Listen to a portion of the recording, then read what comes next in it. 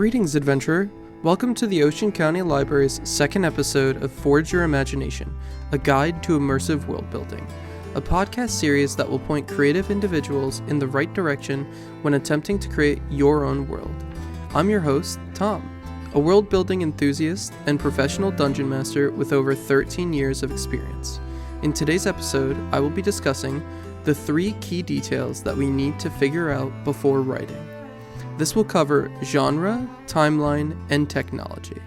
Now, without further ado, let's get this quest on a roll. Jumping right on into world creation, we need to establish 3 key details. The first key detail we will be deciding will shape what kind of world is desired. Key detail number 1 is genre. Whether the world is non-fiction, fantasy, or sci-fi will change the theme and natural traits of the world around it. Non-fiction. This genre is built upon facts and historical information. Non-fiction world building is technically already completed, but it's up to you to do your research and find the truth. In this genre, not much is needed in the case of world building. For example, let's say the main character lives in Plumstead, New Jersey. If they were supposed to take a long and perilous journey to a new location and you chose Tom's River, you would know that second location isn't very far, so this might not be the location you want to pick at all.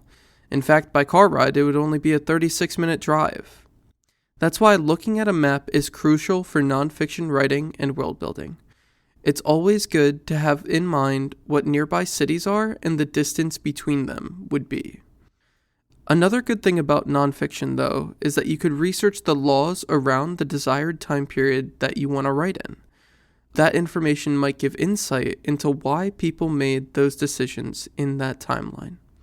For example, if you use the nationwide prohibition law and time period, this would explain why your main character as a police officer was often busy making arrests on the daily.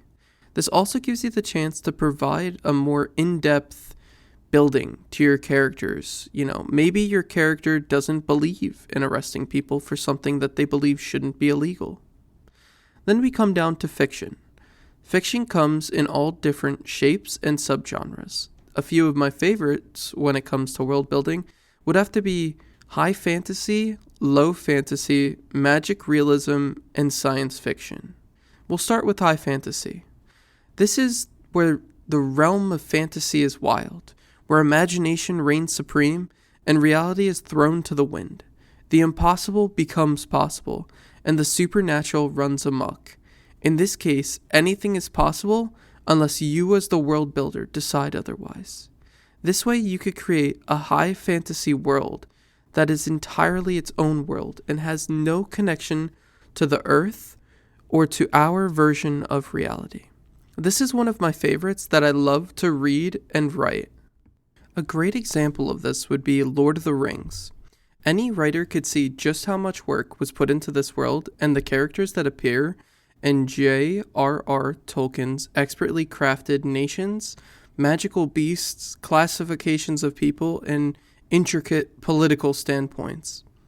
This example is one of the many that we have at the Ocean County Library. For Lord of the Rings, we actually have the books, DVDs, playaways, ebooks on Libby and Hoopla, as well as the game Lego Lord of the Rings for patrons to check out and borrow.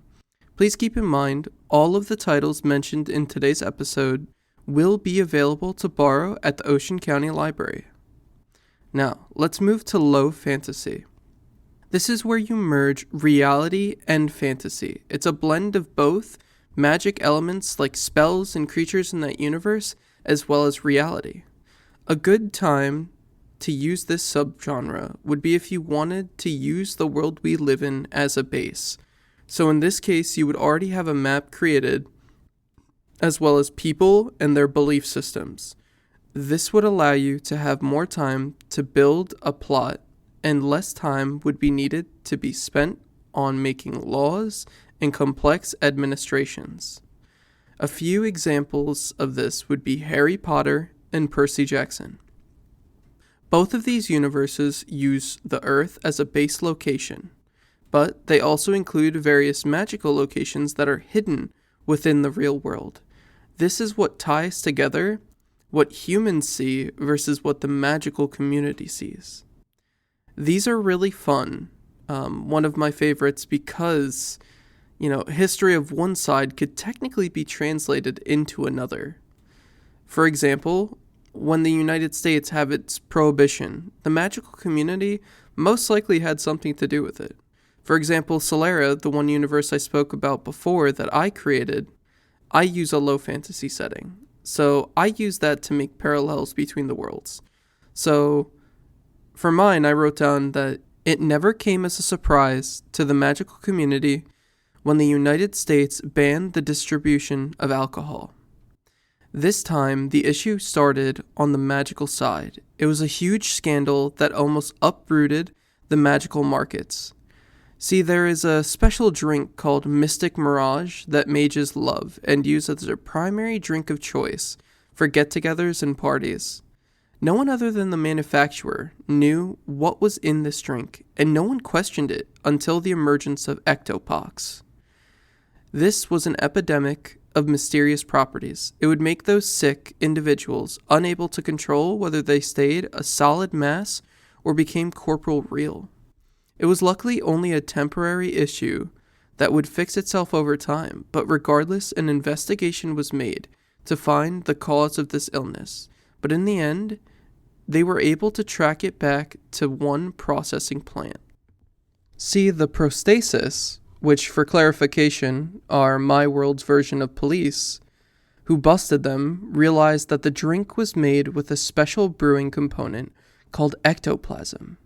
It was discovered that ectoplasm can be harvested from specific ghosts with abnormally high emotions. However, the company in question was forcing ghosts into emotional breakdowns through any means necessary, like making them afraid or sad, which was the easiest emotions to evoke. Using this method, they would produce ectoplasm that'd be more of a sapphire-colored slime instead of the safe, opaque color scheme. After this came to light, the drink was banned by the prostasis. They began to research how the sickness came to be. However, the magical community refused to be deprived of their favorite drinks. They began smuggling the drink any way they could, including using mortalis forms of travel. For clarification, mortalis is my version of mortal, which combines the two words mortal and humanus. This forced the prostasis to shut down the distribution of mortalis alcohol, which caused a spark of outrage in their realm.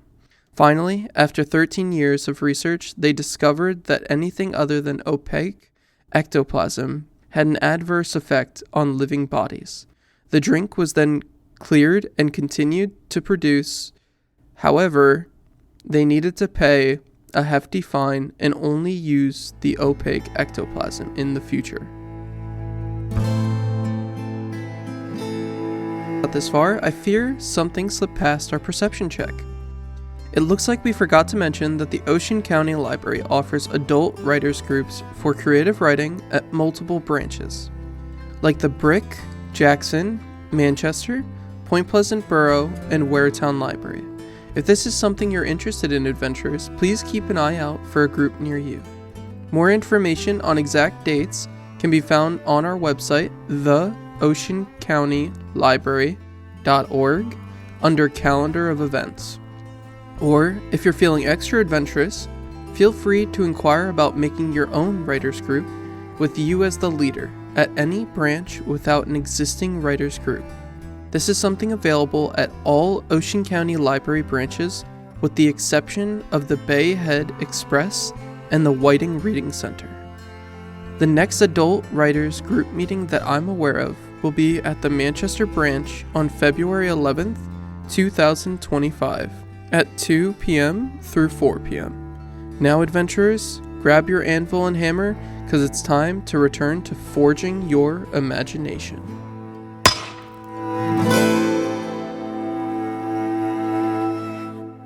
Next up is magic realism. This is very similar to low fantasy. However, the main differences between low fantasy and magic realism is that the magical effects are considered as a normal part of everyday life.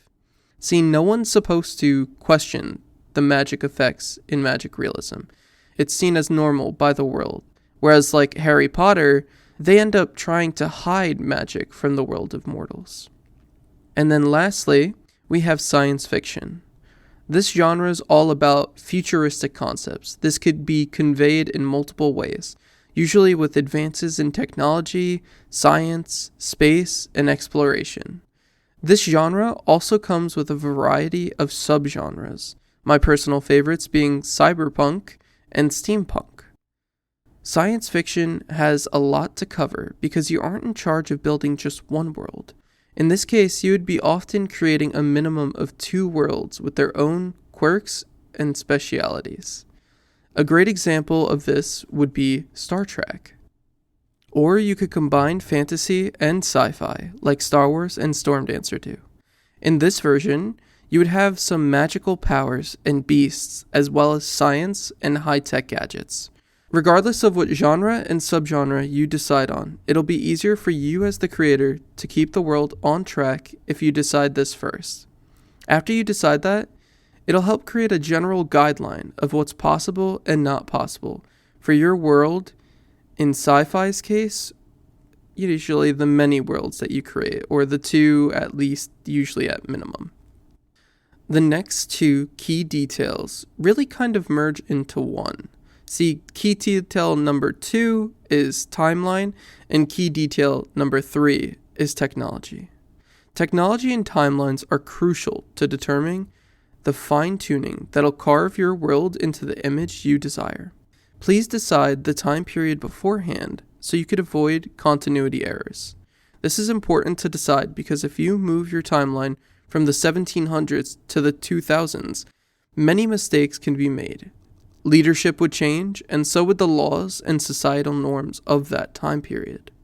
For example, if I decided to make the time period 1848, and then I decided to write that a character needs to use a phone to alert his friends of mortal danger, it would be impossible because phones in our world had not even been created yet. It's the same concept as if the world was based in a medieval setting, but then suddenly they had light switches just like common folk that could turn on and off. But then at the same time, energy wasn't a thing. The world builder just didn't explain where the energy came from. Or maybe common folk, they had this, but for some reason the king or queen did not. These are the kind of continuity errors that we as world builders would like to avoid, if possible, by just adding a slight bit more detail. It doesn't matter if the solution is simple. A simple one is often better than none. Maybe in this case scenario, the world was once like ours, 2025, but after a big, large EMP, the world maybe reverted back to a time before technology. They lost the information on how to create such inventions. And then for some reason, after time, technology began to work again. And now they have electricity, but they don't know that solar panels on their buildings are the things that give them power. So now maybe when they try to create new devices, those devices lack a power source, and they're confused on how to make it work. And maybe this is something that even requires assistance from another nation or a specific character that you could build upon. Maybe when it comes to the king or queen not having power in the castle, you could say it's possibly just recently built. Maybe that's why it doesn't have power lines. Or maybe the king had them removed beforehand because he doesn't trust things he can't understand. Either way, that's 2 great ways of building up your world and the important characters within it without compromising the continuity of your whole story and the integrity of it. If you are hearing this message, you've officially listened to the entire episode, and for that, I'd like to thank you. I hope you enjoyed this episode, and if you did, please take a look over some of our other OCL Soundwaves podcasts. Feel free to leave us a rating on Spotify, Radio Public, and Pocket Casts. Most importantly, safe travels, adventurers.